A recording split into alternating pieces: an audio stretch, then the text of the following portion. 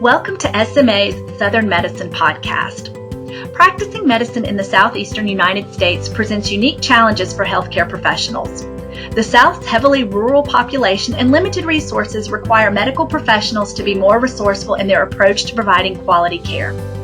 SMA's Southern Medicine podcast addresses these issues by drawing on the experience of healthcare leaders who provide a multi-specialty, interdisciplinary team approach to medicine for the purpose of providing better care for the Southern patient population.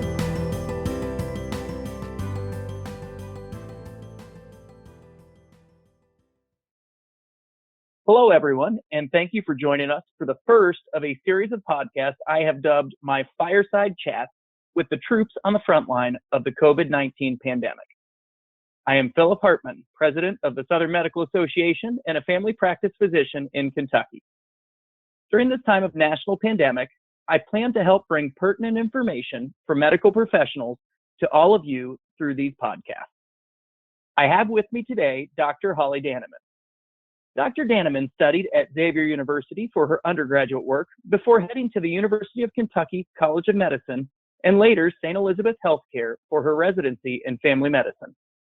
She has worn many hats in our medical community, practicing outpatient family medicine, emergency medicine, and hospitalist work, all prior to her current role as Assistant Director to the Family Medicine Residency Program at St. Elizabeth Healthcare and as an adjunct professor at the newly formed Northern Kentucky campus of the University of Kentucky College of Medicine.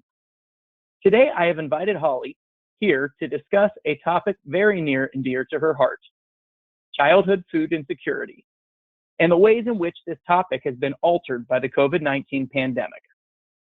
Holly, thank you for coming here today to teach us all about this very important topic. Absolutely. Thank you, Philip. I'm grateful to have this opportunity. There is certainly no possible excuse for children to go hungry in this country, yet it happens every day and in every community. And while I understand it is incredibly prevalent, I know many of us are unaware of the childhood food insecurity epidemic. So would you mind defining that and explaining it for us, please? Sure, absolutely. So oftentimes we think about childhood hunger, and we tend to picture impoverished families and developing countries far away. But the fact of the matter is, Philip, over 11 million kids in the U.S. face hunger, and they are sitting next to our children in the classroom, and truly they are our neighbors. And facing hunger can mean different things for different people. Maybe there is no food in the house and no money to buy any, or maybe there's food but not enough to last through the end of the month. So parents skip meals or kids get smaller portions than what they need. Regardless of their situation, Philip, kids who don't have a reliable access to a reliable food source are much more likely to face unhealthy, unsuccessful, and uncertain futures. This lack of a reliable food source is the definition of food insecurity. Wow, and I know I heard a number in there. How widespread did you say these problems of poverty and hunger are in America? 1 out of 5 kids struggles with food insecurity. The numbers are staggering. As you might imagine, hunger is a problem that most often affects our low-income families. A common way we measure poverty is the federal poverty level, which is that minimum amount of money that a family needs each year to afford the necessities of life, such as food, clothing, shelter, and transportation. And tragically, a huge number of Americans fall below this line. Almost 40 million people, that's 12% of all Americans, live in poverty. And of that number, Philip, over 11 million are children. And sadly, many Americans are just one minor crisis away from disaster. 64% of low-income parents say it would be difficult to feed their children if they encountered an unexpected expense, like a $1,500 car repair or an unexpected medical bill. Wow. And now, how does the task of providing food for children in need fit into the role of a primary care doctor? Sure. So, in order for a child to have a chance at a bright future, they need to eat healthy meals every day. And when they're hungry, children are at higher risk of developmental delays and in the development of health conditions due to their weakened immune systems. In addition, a starved brain is starved of vital nutrients. And a child who is in this state, they can't concentrate. And ultimately, this sets these hungry kids up for failure in school. So without food, children face a variety of setbacks, whether it be health setbacks or academic setbacks that can ultimately derail their path out of poverty. And as a family physician, we know that it is our mission to treat the patient in his or her entirety. And so if we don't address a child's nutrition and his or her reliable access to food, we aren't addressing fundamental contributors to their total wellness. And as prevalent as that is, there are probably a lot of us going, oh, wait, I don't see that as often in my practice, which makes me worry that we're not looking for it. So if I can ask, how do you figure out which patients in your practice need these services? No, I'm so glad you're asking me that. And oftentimes, it truly is as simple as an ask. We can't assume that a patient or a patient's caregiver will readily share this information with us without us coming out and just asking.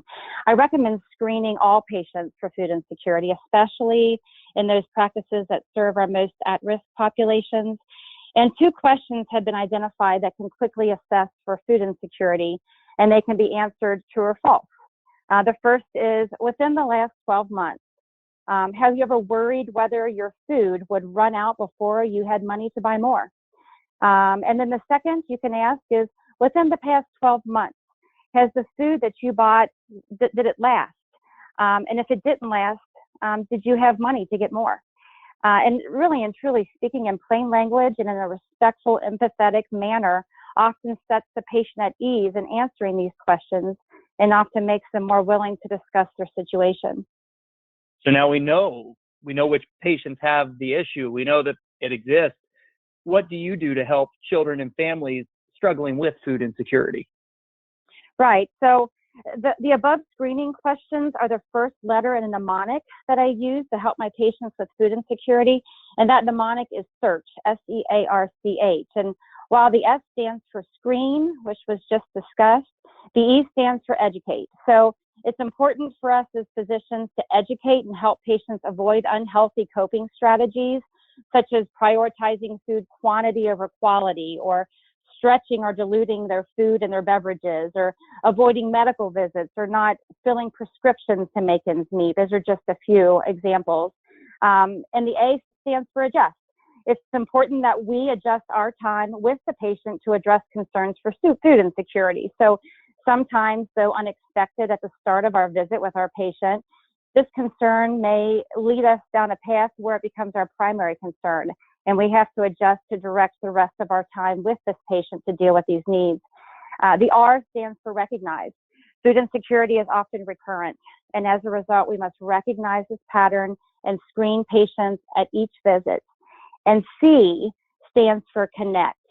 And this is oftentimes the most important, and that's that if we are doing all these things, physicians need to be aware of what resources are available in their community, and if identified, connect these patients with someone that can help. For example, GO Pantry is an organization in Northern Kentucky that I have grown to love and wholeheartedly support. It's a nonprofit organization that helps children who are struggling with this food insecurity. And it works off the premise of to those who much is given, much is expected. And it's a mobile pantry that fills the gap for children who rely on the school system for their basic food needs. So they provide food to children in Northern Kentucky who don't have enough to eat at home. All the kids receive what they call GO boxes, or school break food boxes, that they're giving during holidays or extended breaks like spring and summer breaks. And they also receive GO bags every Friday at the school's the end of the school day, which provides them weekend food. So this is an example of one organization that helps to combat food insecurity within our Northern Kentucky school-age population. What does the H of SEARCH stand for? Sure. The H of SEARCH basically stands for help. So in addition to knowing the community resources and the connection, you have to be prepared to help. And so that's where I go to. You have to be able to connect them and then help them in making that connection. So I oftentimes will have these resources available and hand them these resources with phone numbers, addresses, and what sorts of community opportunities that these different resources have to help them in their gaining food and helping with their food insecurity. What sparked your interest into this important facet of overall patient health? You know, Philip, I am the daughter of orphans who were both born into poverty and who likely would have remained impoverished if not for the fact that someone cared enough to feed them and just basically cared for their basic needs. And I grew up hearing stories of their childhood struggles, but the resonating theme was that somehow, some way, they were fed. And it has become my mission to be that some way and somehow for as many hungry children as possible. Wow, what a great mission. And, you know, part of how I knew that you had this mission is that I've gotten to see you speak to groups of physicians about this before. And I've even contacted you from my office about patients who needed help because I knew how well you knew the resources. I know that the school system has been a huge part of getting that help to them. And I know that our kids right now aren't in school. So right. As this coronavirus pandemic has altered our day-to-day life, how has it specifically impacted the lives of children with food insecurity and the programs that are there to help them? Yes, I'm so glad you're asking that. The unexpected school closings have been exceptionally challenging for families struggling with food insecurity. And there are hundreds of kids in our community that will be hungry in the days ahead. And these kids rely on the free and reduced lunch program for reliable meals on the days that they're in school.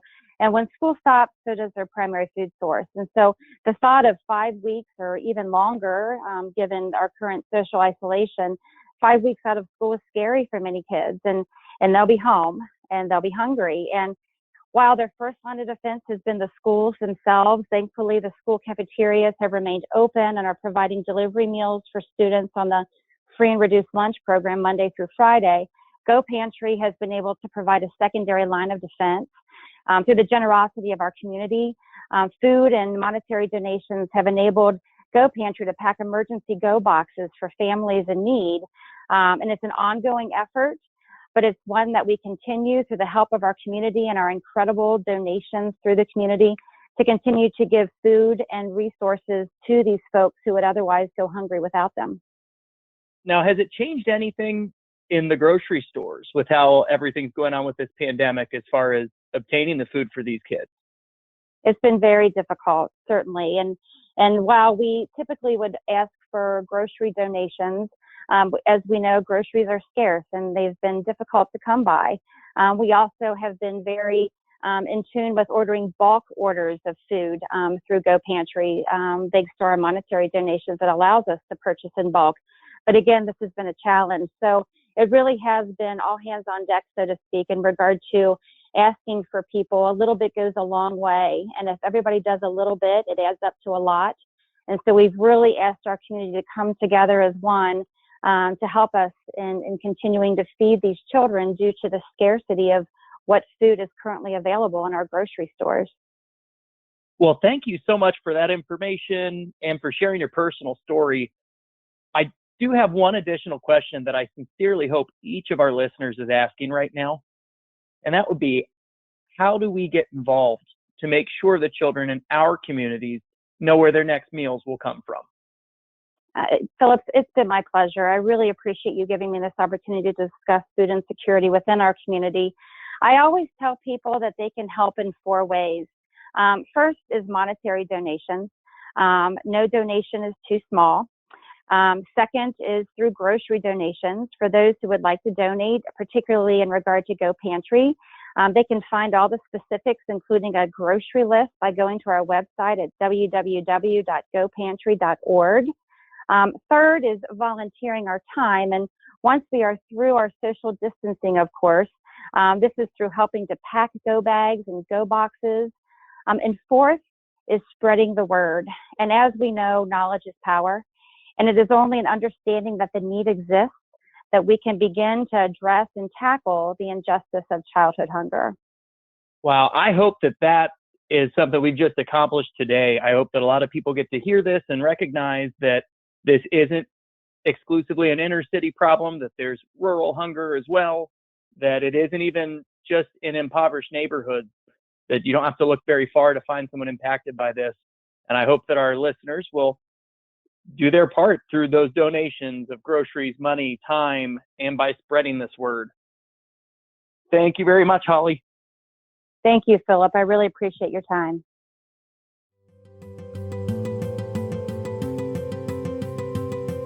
Thank you again for joining us. To subscribe to additional SMA podcasts, please visit sma.org/podcasts.